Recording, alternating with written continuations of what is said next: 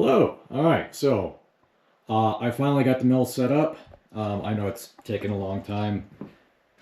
I bought the stand from littlemachineshop.com along with the machine. Oh, look at that frame rate refresh. Oh, that's cool. Anyway, yeah. So when I was bringing it down to the shop, there was 8 or 10 steps you got to come down, and you know, I put it on a dolly, and I didn't really, it didn't occur to me that, hey, this table's width is whatever, you should make sure that, where you're going down, it's wide enough to fit. So I had to, I had to take off the freaking handle to get it down the stairs.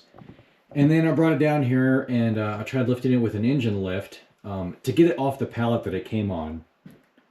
I couldn't put the one big strap around here and lift it off. I had to do a couple other methods, and then because of the height of the arms on the engine lift, I couldn't just lift it up, like I said, with the one strap. So I had to put these 4 holes here for the bolts. I had to put straps there and lift it up that way. Anyway, it was complicated and stupid, and when I came down here, those little straps that I was using ended up rubbing up against the wall, which is like this, and the base, somewhere it rubbed. Anyway, as I was lifting it, one of those snapped, and this whole thing fell about 3 foot. I'd taken the digital readout off, but you can see it impacted pretty hard, and it knocked off the control box, so that was busted, so I had to fix that crap. And the lockout here, the magnetic lockout, was ripped out from here because the wiring comes up through here and into the control box, and so I had to get a new one of them. But anyway, I finally got it set up, and it took a while because I said, you know, George, when you go fast, you screw things up. So slow down. I got it set up pretty well, I think. The only thing that I've cut so far is a couple years ago I bought me a little forge, a little double forge, and I cast some aluminum into bricks. And I've just been relearning some things, reteaching myself some things. This wasn't pure aluminum. This was like aluminum throwaway cooking pans and some soda cans and some conduit, like that type of conduit.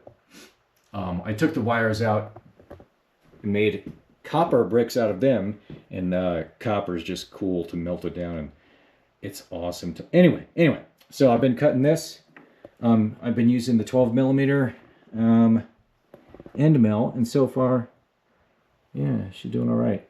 I'm gonna do mostly metric with this setup because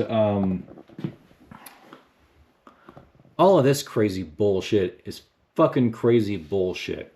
You got, so your drill size, well, actually, I have the poster. I bought a poster. For anyone who doesn't know, so you have your absolute measurements, which equates to your fraction, but also there's different drill sizes. See these numbers here? And then once you go past, so the bigger the number, the smaller the diameter of drill bit, and then you get into letters and all this stupid fucking craziness, and I hate it. So I'm just gonna use metric because it's a better system. Anybody who says otherwise, you're wrong. Anyway, so that's what's going on with this. I haven't quite figured out how I want to organize all this, but I think the first thing I'm gonna cut, actually probably the second thing I'm gonna cut, was I got this AR-15 handguard that it's drop-in, except that I have the Adams Arms piston system, which means this space here, which is big enough for the gas tube, isn't quite big enough for the gas piston. So I'm going to have to hog it out on either side a little bit. Anyway, that will be maybe in a couple days. I don't know. Anyway, that's the mill. The HiTorque 6770.